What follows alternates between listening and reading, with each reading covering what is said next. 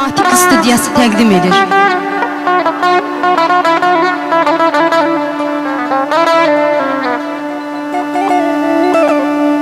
Zübede çatmadım, yoksuz kaldım.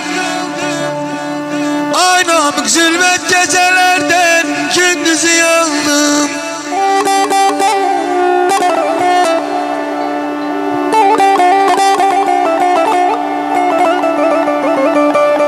Kalbime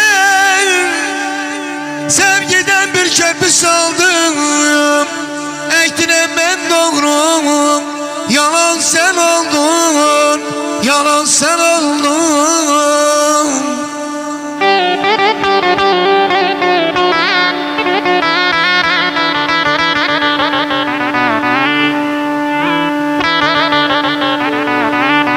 Eşkin